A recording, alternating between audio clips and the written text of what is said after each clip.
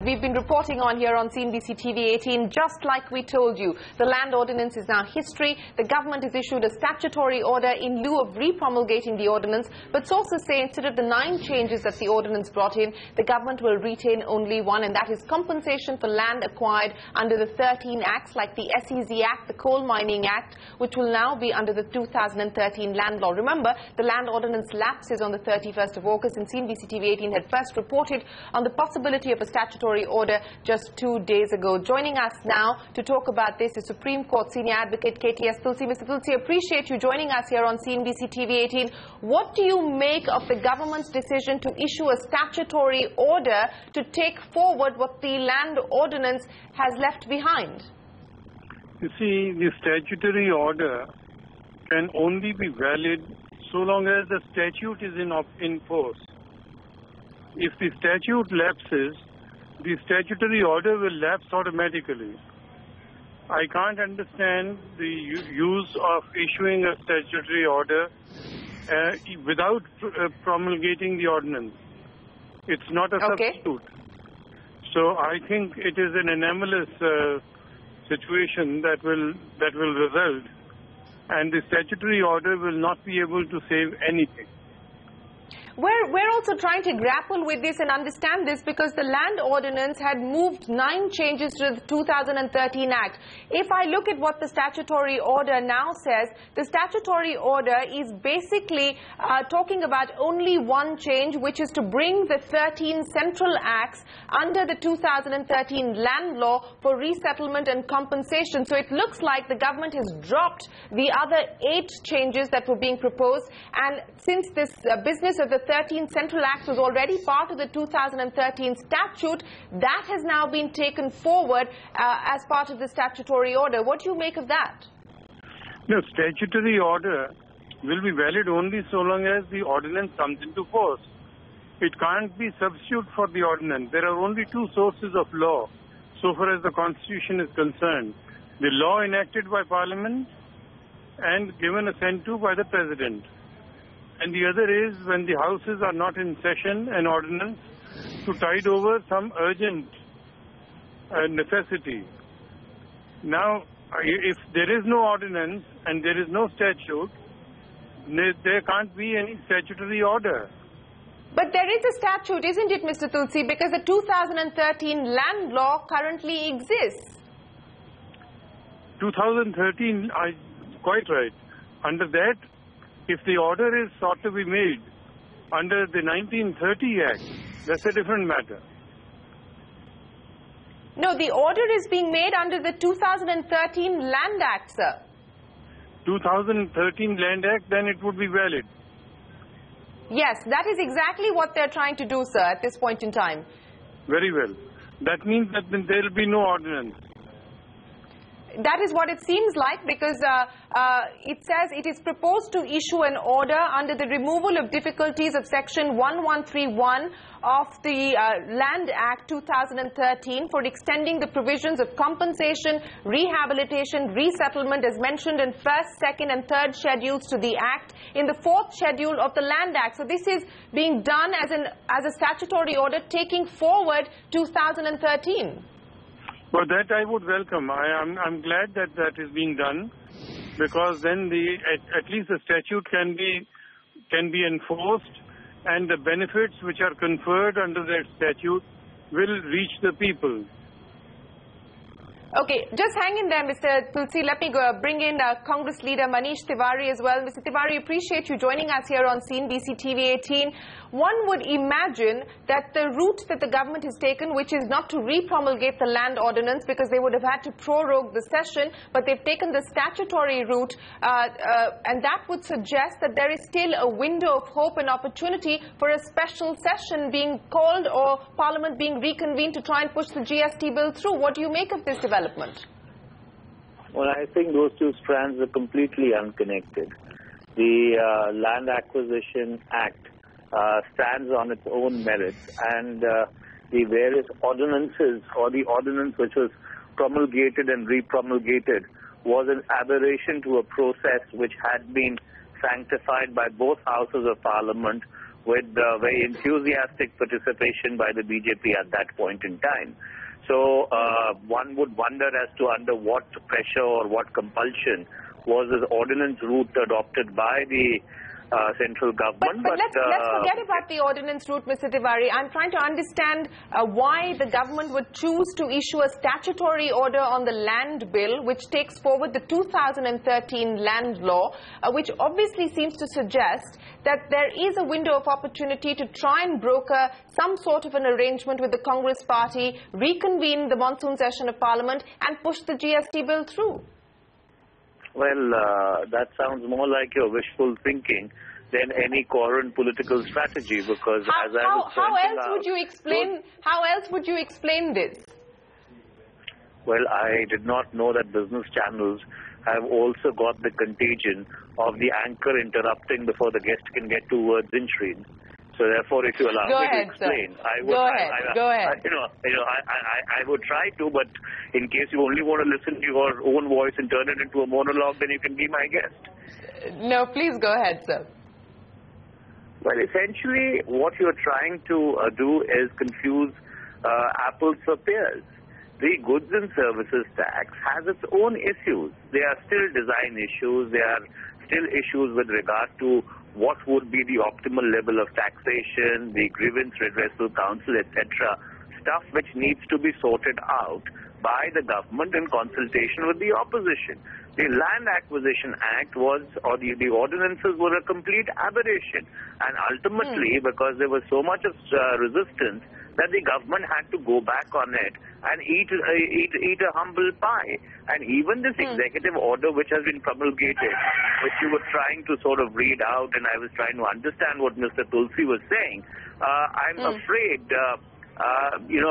if possibly the land which has been acquired under different notifications or under different acts, which were a part of the ordinance, and if this executive order intends to save that acquisition, I'm afraid that is not going to happen, for the simple reason that once an ordinance lapses, anything which is done in pursuance of that ordinance also automatically goes. So therefore, the government has actually tied itself up in knots. Insofar as the goods and services tax is concerned, that would really have to be dealt on its own merits, and that does not take away from the fact that the fundamental issues with regard to as to why the previous session of Parliament could not function will have to be resolved by the government. I appreciate that point, Mr. Tiwari. If you can just hang in there for 30 seconds. I also want to get in a word in from industry. Vinayak Chatterjee of Feedback Infra joins us. Mr. Chatterjee, appreciate you joining us.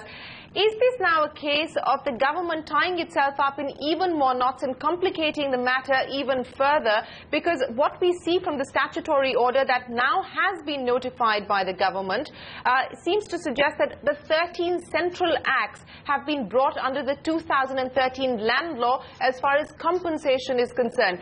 How would you react to the developments of the day? Well, Shireen, very positively, because this was bound to happen.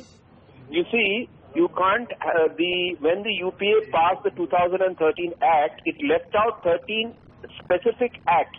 Like the Railways has its own act, NHI has its own act, Minerals have their own act. It left out 13 specific acts that had their own method of acquiring land from the purview of the 2013 UPA's Land Act. Now, that was an anomalous situation, because as a seller of land, if I'm a villager, I can't get compensation X if it is acquired for an SEZ, and I cannot get compensation Y as if it is acquired for NHI. So it was an anomalous situation that should not have been allowed to exist, and there was a sunset clause. We are now close to the sunset clause, which is 31st August, and the government has done the only sensible thing possible by saying that irrespective of the purpose for which land is acquired, the same compensation will be paid as notified under the Land Act. It is inevitable, it is logical, and it is only sensible that it has been done, which should have been done in the first place anyway in the 2013 Act. Fair point, but is there concern now, Vinayak Chatterjee, that some of the other changes that were proposed, and there were 9 changes that the ordinance brought in, only one is being kept alive, which is bringing the 13 central acts into the 2013 Act, but the other changes that the ordinance had brought in have virtually will lapse come the 31st of August? Well, actually the concern is not as acute for the simple reason that a careful reading of the 2013 Act reveals that government itself can acquire for government purposes large tracts of land like for industrial corridors and for industrial parks, etc., which can accommodate the normal demands of industry to set up factories and institutions, etc. It doesn't bar. However, the large industrial projects or infra projects or steel or fertilizer which require 500 to 1,000 acres will now have to necessarily go through SIA and compensation and consent clauses. The expectation is that since much of the responsibility is seen to be passed on to the states, I think the expectation is that competitive federalism will take care of many of the clauses not being as onerous as they have been thought to be. Yeah. Mr. Tulsi, I want to get your comments in on that, because that is the model that the finance minister seems to be suggesting, and they say that this idea came from chief ministers of states like Maharashtra and Punjab, which is to allow the state governments and give them more power to legislate their own acquisition laws within the purview, of course, of the central law. And if there is any deviance from the central law, then seek presidential assent to deviate from the central law. How do you see this moving on the back of the fact that the ordinance is now gone, there is a statutory ordinance in play, and for all practical purposes, we're now back to the 2013 land law? Well, I'm not certain so far as the area which is occupied by the central law is concerned. The state law cannot be are permitted to be at variance with the central law, and the central law prevails.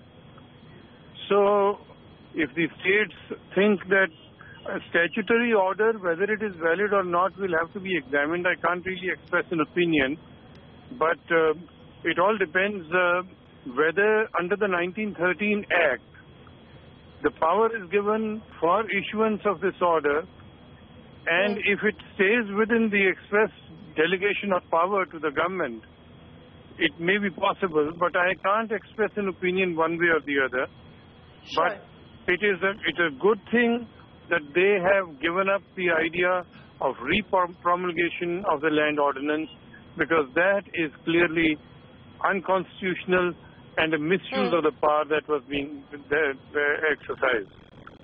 Okay. Mr. Tiwari, would you at least welcome the fact that they have decided not to repromulgate the ordinance one more time? And what now happens as far as the negotiations which are currently underway within the parliamentary panel, which has already sought more time till the winter session of Parliament to submit the report as far as the land law is concerned?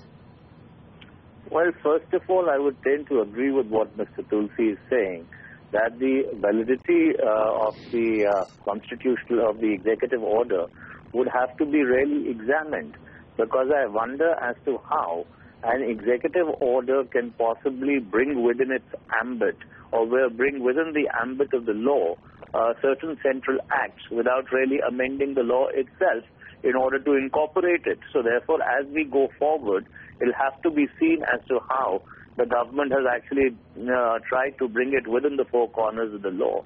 Insofar as the parliamentary panel is concerned, I frankly have no clue as to what is going on with the parliamentary panel, at what stage their discussions are. But the fact that the government has decided to drop any proposal of repromulgating the ordinance is, of course, welcome, for the simple reason that even if wisdom has prevailed upon them a little late, it is much better than the folly which they were about to commit. Mr. Tiwari, I know you believe that these issues are not connected, but may I ask you if you believe that there is a greater degree of a possibility of a special session being reconvened to take the legislative action of the monsoon session that was pending forward, which basically means, can we expect a breakthrough on the GST bill? Well, as I was pointing out to you earlier, the goods and service tax issue has not come up yesterday.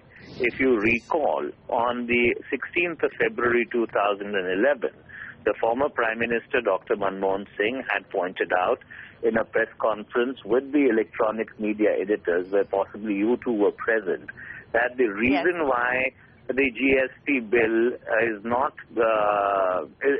going forward is primarily because the BJP wants the government, the then government, to roll back a criminal investigation against a particular Gujarat minister.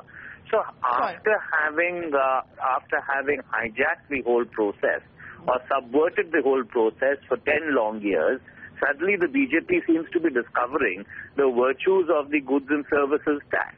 So therefore, if they've discovered the virtues of the goods and services tax, so be it. It's very good for them. But then some of the fundamental and germane issues which had stopped the functioning of the Parliament session because of the intransigence of the government, those will have to be dealt with. You see, if you think that the opposition is going to feign complete amnesia and pretend that the demands which they had raised in the previous session or the adjourned session, or if you want to call it a continuation of the monsoon session, was something which was a figment of their imagination, I'm sorry, that's not happening.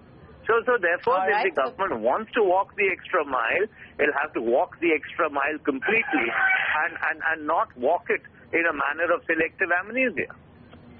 Okay, well, let's see if the government decides to walk further towards the Congress party and whether we do in fact see that special session being reconvened to try and push the GST bill through. But at least for this evening, the big development is the statutory order which has been notified by the government, just as CNBC TV 18 had reported. In fact, we reported this on Monday, if I remember correctly.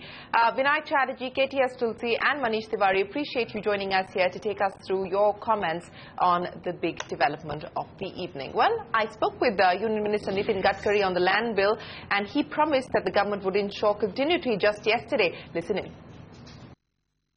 If you cannot re-promulgate the ordinance because the session hasn't been prorogued, how do you ensure continuity? Or are you willing to let the ordinance lapse and let the state governments as and when decide what they want to do with the Acquisition Act? Our government will take appropriate decision at the appropriate time. That's all you're going to say? Yes. So the ordinance will lapse, and will you ensure continuity or not, sir? That's my only question that I'll ask you on this. Your question is very important, but my answer is the appropriate time, appropriate decision. You don't have much time, sir. The ordinance lapses on the 31st of August. So wait and watch. Okay. Well, I guess this was the appropriate time. 31st of August is when the ordinance lapses, and today that statutory order has been issued.